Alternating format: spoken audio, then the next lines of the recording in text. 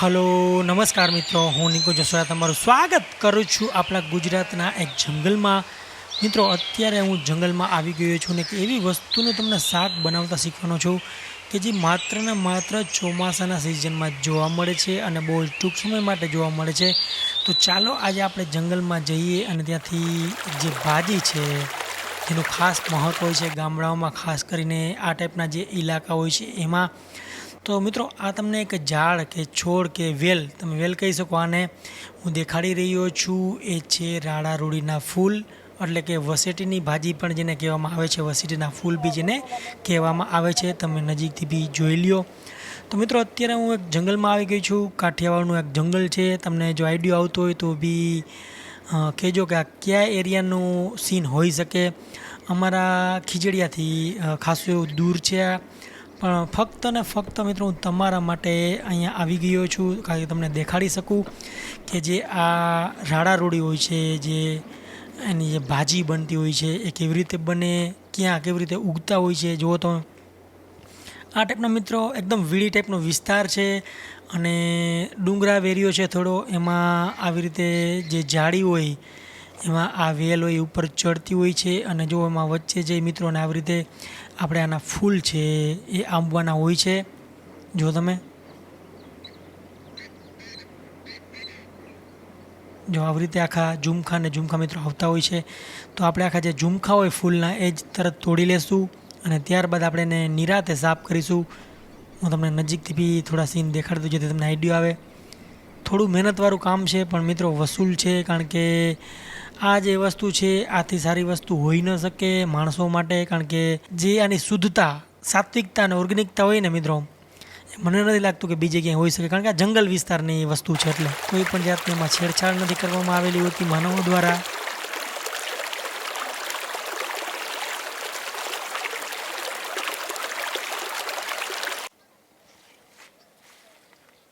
તો મિત્રો આવી રીતે જે આપણે જંગલી ફૂલ છે એને વસેટીની ભાજી પણ કહેવામાં આવે છે, એને આપણે ધોઈ લેશું. ફરી ડૂબતા પાણીમાં ધોઈ લેવાને અને પછી સારી રીતે નિતારી લેવા. અને સાફ કરવામાં મિત્રો થોડી ઝંઝટ હોય છે પણ આપણે પૂરેપૂરી વસૂલ કરીશું. મિત્રો હું અહીંયા છે આપણો ચૂલો પ્રગટાવી રહ્યો છું અને આપણે રસોઈની શરૂઆત કરીશું હવે.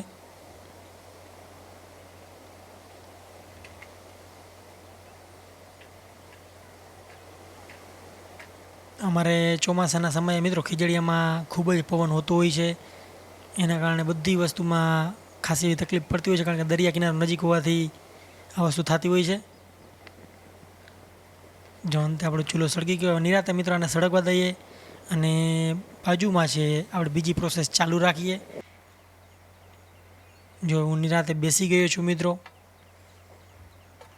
અને આ ફૂલ છે એને તમામને આપણે સાફ કરી લેશું, પાંદડા અલગ કરી લેશું અને ફૂલ અલગ કરીશું. આમાંથી મિત્રો આપણે માત્ર ને માત્ર જે એના ફૂલ છે એ જ વાપરવાના છે, પાંદડા નથી વાપરવાના. એ બી ખાસ ધ્યાન રાખજો. જો હું કેવી રીતે તોડી રહ્યો છું અને એની ઉપરની જે અને એના ઉપરની જે જાડી દાંડલી હોય એ બી આપણે તોડીને સાઈડમાં રાખી લઈશું. એ બી આપણે વાપરશું નહીં, માત્ર ફૂલ જ વાપરશું મિત્રો. અને જે તમને લીલા પાંદડા દેખાય છે એ બી નહીં વાપરીએ. મિત્રો તમારા એરિયામાં કોઈ આવી જંગલી વસ્તુ થતી હોય તો ખાસ મને જણાવજો. એનું નામ શું છે, એની જગ્યા કઈ છે, જેથી કરીને મને એની રેસીપી જાણવા મળે તો એ બી હું ભવિષ્યમાં તમારા માટે બનાવી શકું. જો આવી રીતે બારીકાઈથી આપણે એક એક વસ્તુને સાફ કરીશું, કારણ કે મિત્રો આ જંગલમાંથી વસ્તુ એવી છે કોઈ એમાં જીવડું ન રહી જાય એ બી આપણે જોવાનું છે, અને સાથે સાથે ગંદકી બી એમાં ન રહીએ એ બી આપણે જોવાનું છે.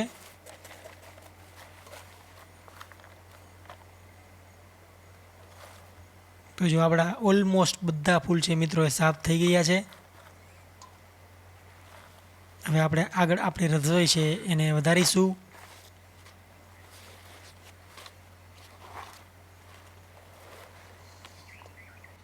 તો મિત્રો સૌપ્રથમ જો અહીંયા ડુંગળી લીધી છે, ડુંગળીને આવી રીતે ખમણી લેશું જેથી એનો ગ્રેવી જેવો આપણે બેઝ બનાવી શકીએ. ડુંગળી બાદ મિત્રો આપણે અહીંયા ટમેટાને બી ખમણી લેશું એવી રીતે. ત્યારબાદ મિત્રો હું અહીંયા થોડી પેસ્ટ બનાવી રહ્યો છું. લીલા મરચાં આપણે કાપીશું. આની જો તમે રેસીપી બનાવો તો તમે કેવી રીતે બનાવશો એ બી મને જાણ કરજો, જેથી મને અને બીજા જે દર્શકો છે આપણે એને જાણવા મળે કે આ રેસીપી અલગ અલગ વિસ્તારમાં કેવી રીતે બનતી હોય છે. આ મારી સ્ટાઇલમાં બનાવું છું જેથી બધાને ભાવે. આપણે નાખી દઈશું લસણ, થોડું આદું નાખી દઈશું. આને સારી રીતે ખાંડી લઈએ અને તૈયાર કરી દઈએ આદું, લસણ અને મરચાંની પેસ્ટ. જો આપણી પેસ્ટ છે એ જો એવી તૈયાર થઈ ગઈ છે મિત્રો. બીજી તરફ હું તેલ મૂકી રહ્યો છું. સિંગ તેલ મિત્રો હું અહીં વાપરી રહ્યો છું. તેલ આવી જાય એટલે આપણે એમાં નાખીશું રાઈ. રાઈને ચટકવા દઈશું. ત્યારબાદ આખું જીરું,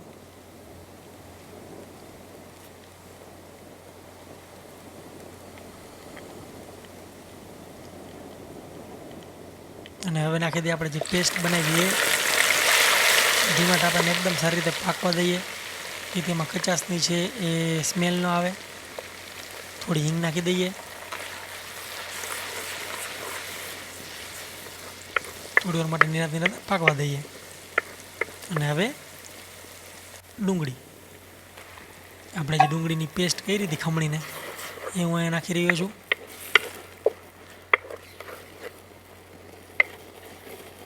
અને સારી રીતે પાકવા દઈએ. હવે જો આપણી ડુંગળી સારી એવી પાકી ગઈ છે ત્યારબાદ આપણે હળદર, મીઠું, લાલ મરચું અને ધાણા જીરું.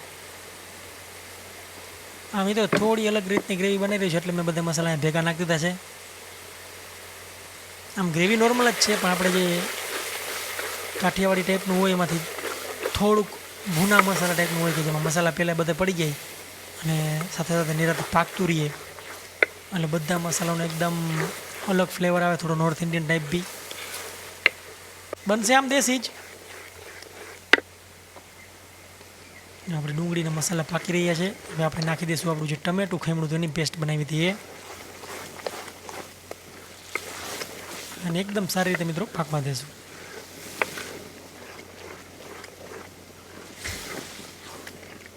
અને નિરાતે પાકવા દેવું ખૂબ જ જરૂરી છે. પાકી જાય ત્યારબાદ મિત્રો જે આપણા ફૂલ હોય છે એ નાખવાના હોય છે. તમે જુઓ મારી જે ગ્રેવી છે કેવી સરસ પાકી ગયેલી હતી. ત્યારબાદ આપણે ફૂલ છે એ નાખી દઈશું અને આને બી થોડી વાર માટે મિત્રો આને પકવીશું. આને પછી જાજા પકવા નથી રહેતા જેથી કરીને ફૂલનો જે પોષણ છે એ બળીનો જે જાજા આપણે થોડાક ગળી જઈએ એટલે તરત જ આપણે આગળની પ્રોસેસ ચાલુ રાખીશું.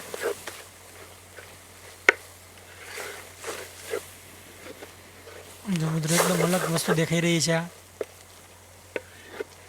શહેરમાં ઘણા બધા લોકો એવા હશે જેને આ વસ્તુ કોઈ દિવસ નહીં માણી હોય. મિત્રો હવે તો ઘણી જગ્યાએ સિટીમાં બી આ વસ્તુ મળે છે. ખાસ તમે તપાસ કરજો. આપણે નાખી દઈએ દહીં અને એકવાર થોડું મિક્સ કરી લઈએ.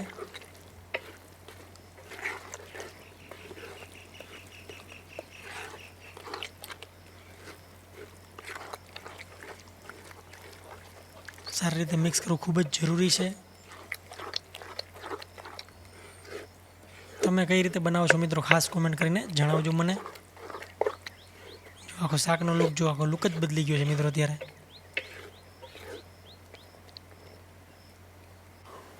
આ ટાઈપની મેં રેસીપી એટલે બનાવી છે કે બધાને ભાવે, નાના બાળકોને, વડીલોને, એટલા માટે થઈને અને મિડલ એજના જે લોકો છે એને બી. જો નજીકથી તમને દેખાડી દો મિત્રો.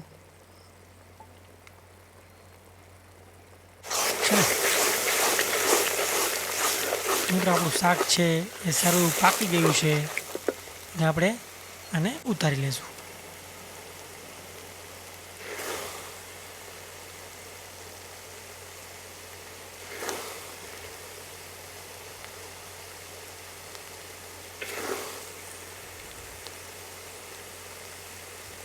આમાં ખાસ મિત્રો જે મહત્ત્વ હોય છે એ ગ્રેવી પકાવવાનું હોય છે. કારણ કે ડુંગળી અને ટમેટાં જો તમે સારી રીતે ન પકાવો તો ટેસ્ટ જેવો આવવો જોઈએ એવો ન આવે. મિત્રો એકદમ સિમ્પલ અને સરળ આપણી રાડા રોડીની ભાજી કે વસેટીની ભાજી તૈયાર છે. ત્યારબાદ આપણે એક ચટણી બનાવીશું. આદુ લસણ આપણે નાખી દીધું છે. હવે નાખીશું લીલું મરચું,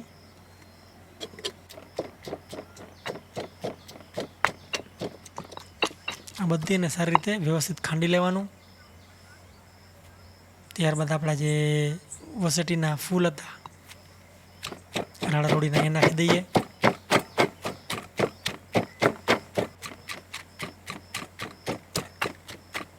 અને એકવાર સારી રીતે ખાંડી લઈએ. આખા ભાગો જ ખાંડવાનું છે, કંઈ હજુ ખાંડવાનું નથી. આમાં થોડા ટમેટા જુઓ મિત્રો, મેં બી વાળો ભાગામાં નથી નાખ્યો, ખાસ વસ્તુની નોંધ લેજો. જો મિત્રો એકદમ સુંદર દેખાતી દેશી સ્ટાઇલની ચટણી આપણે તૈયાર છે. મીઠું છેલ્લે નાખ્યું છે મિત્રો. મીઠું હું છેલ્લે શું કરવા નાખું છું, અમુક વસ્તુમાં એ ખાસ કારણ હોય છે એનું. આમાં તમારી આંખમાં છે ઉડે નહીં ખાંડવાટાણે, એટલા માટે મીઠું હોય છે છેલ્લે નાખવામાં આવતું હોય છે. કારણ કે આ જેવું મીઠું નાખો એવું તરત તમામ વસ્તુ હોય છે પાણી છોડી દેતી હોય છે. આપણે જે તૈયાર છે હવે કાઢી લઈએ આને.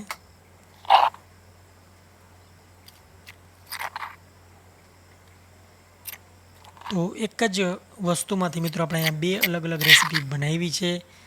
કારણ કે આ વસ્તુ એવી છે મિત્રો, આનો ફાયદો ઉઠાવવાનો હોય છે. સિઝનમાં જ્યારે મળતી હોય ત્યારે જેટલી મેક્સિમમ વસ્તુ તમે ખાઈ શકો એટલી તમારે ખાઈ લેવી. જો મિત્રો જંગલમાંથી વસ્તુ આવી અને અત્યારે આપણું અહીંયા ડિનર બની ગયું છે. આજે રાડા રોડીની ભાજી અથવા તો વસેટીની ભાજીનું શાક સાથે છે ખીચડી. એકદમ દેશી કોમ્બો મિત્રો. લસણ અને વસેટીના ફૂલની લીલી ચટણી,